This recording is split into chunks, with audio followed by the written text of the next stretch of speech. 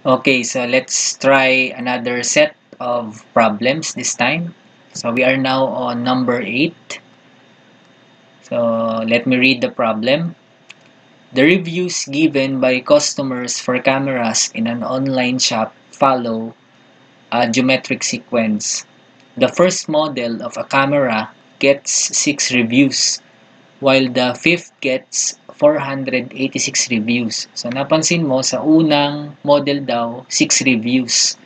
Tapos sa ikalima, 486 reviews. So dun pa lang meron ng naglaktaw. So nalaktawan si second, third at fourth. So dahil siya po ay geometric sequence at nawawala po ay yung nasa gitna. So obvious na obvious po na yung topic po na kailangan ay geometric means. Okay? So the first model of a camera gets 6 reviews while the fifth gets 486 reviews. How many reviews are there in the second model, third, and fourth? Sulat lang po natin. So sa first model, there are 6 reviews. Then nawawala po yung second, yung third, yung fourth. Then sa fifth naman po is 486 reviews meron po tayo. So, meaning, ang i-apply po natin dito is concept po ng geometric means. So, labelan lang po natin. So, A sub 1, A sub 2, A sub 3, A sub 4, and this is our A sub 5. So, dito po, kailangan mahanap po muna yung common ratio. For the given, sulat lang po, A sub 1 is equal to 6. A sub 5 is equal to 486. Common ratio po muna ang hahanapin. Since A sub 5 at A sub 1 po binigay, so our formula is A sub 5 equals A sub 1 R raised to 4. So, pinagmaminus po yung subscripts. A sub 5 po natin is 486. A sub 1 is 6. R to the 4th. So, para ma-solve po si R, divide po muna natin both sides by 6. So, cancel. 486 divided by 6 is equal to 81 equals R to the 4th power. Baligtarin po. So, R to the 4th power equals 81. So, para po ma-solve po natin si R, we get the fourth root of both sides of our equation. So, kukunin po yung fourth root ng magkabilang side ng ating equation. So, we now have R equals, since the index is even, so positive, negative, fourth root of 81, sa easy po ng number na pag pinag-times ng 4 na beses sa sarili niya, ang lalabas po ay 81. Okay, you are correct. Our answer here is positive, negative 3. Okay.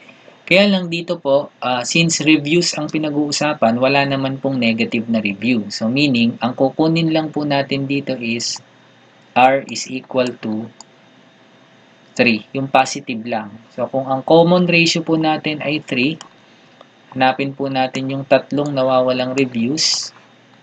Ayan. So, 486. Yung second model po natin, so ita-times po natin, 6 times 3. Therefore, yung sumunod po ay 18. 18 times 3, yung next po ay 54. Correct. And what is 54 times 3? Okay, 54 times 3, that's equal to 162. Okay, lagyan lang po natin ng label. So, sa second model, there are 18 reviews. Okay, lagyan nyo lang po ng proper unit. So, second model has 18 reviews. Sa third po, third model, we have 54 reviews. So, there are 54 reviews for the third model. And for our fourth model of camera, meron po siyang 162 reviews. Okay, dito po ang in-apply po natin ay concept po ng geometric means. So, ito po yung ating final answer. Okay. Sana po ay naintindihan si problem number 8. Now, let's proceed to problem number 9. I'll give you time to analyze the given problem. Pwede po ninyong i-pause yung ating video para mabigyan po kayo ng enough time para intindihin po yung problem.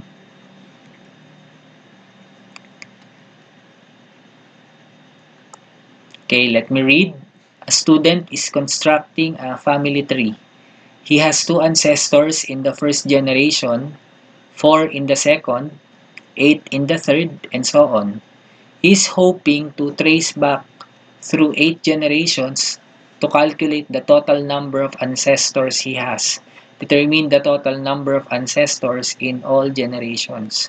So sa una daw na generation ay merong 2 ancestors. Sa pangalawa po ay 4. Sa pangatlo po ay 8. And so on. So ang gusto po niyang mahanap is ilan daw po ang total number of ancestors sa sa 8 generations. Ibig sabihin, ang nawawala po dyan is S sub 8. Kasi total. Okay? Meron po tayong word na total na binanggit. Okay, so paano po natin yan isosolve? So, anong klase po ng sequence si 2, 4, 8? Okay, correct. That's a geometric sequence. So, ang hinahanap po dito is S sub 8. So susulat po natin yung ating given. For the given, okay, A sub 1 is equal to 2. Common ratio po natin. So, that's 4 divided by 2 is equal to 2. Then, nawawala po is S sub 8. Formula for geometric series is S sub n is equal to A sub 1 times quantity 1 minus R raised to n all over 1 minus R. Naalala pa po yan? Papalitan po natin to ng 8. Magiging S sub 8 equals A sub 1 po natin is 2. This is 1 minus 2 raised to 8 all over 1 minus 2. So, nag-perform lang po tayo ng substitution. We now have S sub 8 equals 2 times 1 minus 2 raised to 8. So, 8 beses pong ita-times ito sa sarili niya. 2 raised to 8 is equal to 256. So, 256 all over 1 minus 2, that's equal to negative 1. Continue po natin yung ating solution here. So, we have S sub 8 is equal to 2 times 1 minus negative 256 is negative 255 all over negative 1. So, S sub 8 now is equal to 2 times negative 255. Okay, you are correct. That is negative 510 over negative 1.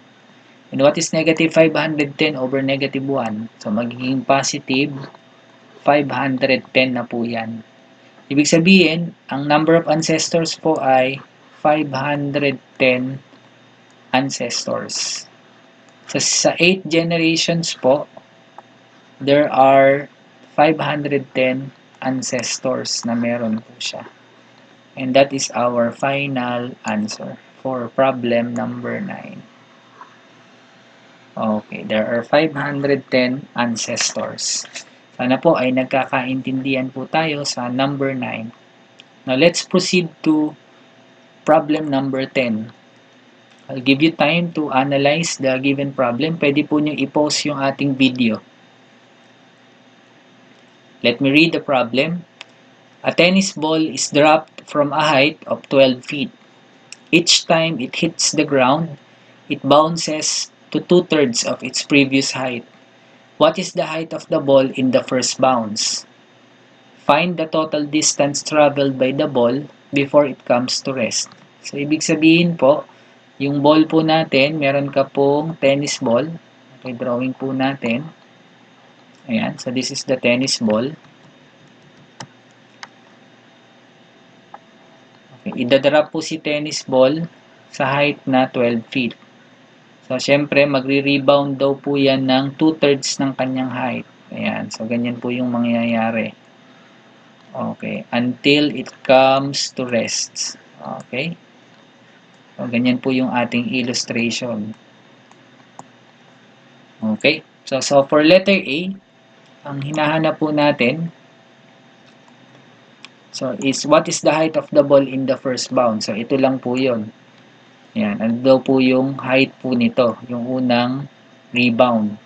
So, ang gagawin nyo lang po doon is si 12 po, ita-times po doon sa 2/3. What is 12 times 2/3? 12 times 2/3, 12 times 2 is 24 over 3. 24 over 3. Kasi po ito may over 1, di ba? 12 times 2 is 24. Tapos 1 times 3 is 3. Pwede ka rin po mag-cancel. 24 divided by 3, that's equal to 8. Ibig sabihin, the height is 8 feet po sa una. Ayan. So, 8 feet po. So, for letter B,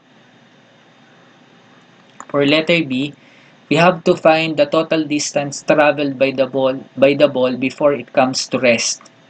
So, ibig sabihin po dito, before it comes to rest, to infinity po ito. That means, ang gagawin po natin dito is, we need to find the sum to infinity. Yung unang rebound, which is 8 feet, that will be our A sub 1. So, our A sub 1 is equal to 8. Since it rebound, or nagbabounce po siya ng 2/3, that means common ratio is equal to 2 over 3. Sum to infinity is missing in the problem. Okay? So, formula for sum to infinity, S equals A sub 1 all over 1 minus R.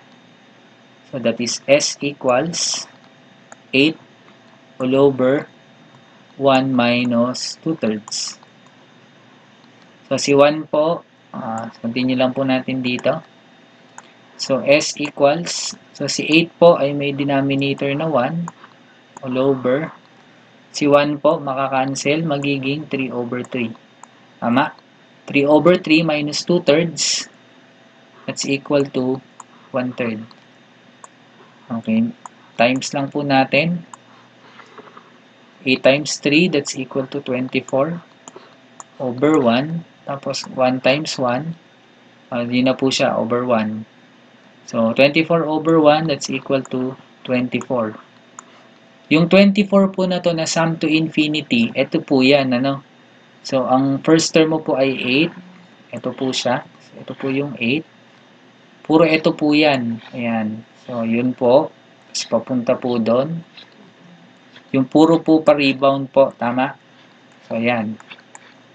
Okay. So, ibig sabihin, paano naman po yung patalbog? Dini po sa part na to. So, yung 24 po na to, yung sum lang po ng puro pataas yun. Since, meron pa po tayong pababa, so, ang gagawin po natin is si 24, ita-times nyo pa po siya ng 2. And 24 times 2, that's equal to 48. Tinimes po sa 2 kasi meron pa pong pababa. Ayun, ito pa pong mga pababa. May sum to infinity din po yung mga pababa. So, that's equal to 48. Pero hindi pa po 48 kasi initially, ito po kasi mula dito sa umpisa, nagdarap daw po dito ng 12 feet. Kung naaalala po ninyo dun sa may problem. So, ibig sabihin, yung last step po natin, si 48, dadagdag pa po natin yung initial height po na 12.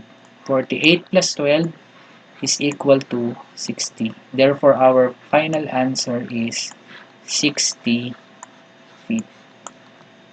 Okay, so final answer po natin for this problem is 60 feet. Okay, sana po ay nagkakaintindihan tayo sa ating mga problems. And that ends our math class. Thank you for watching.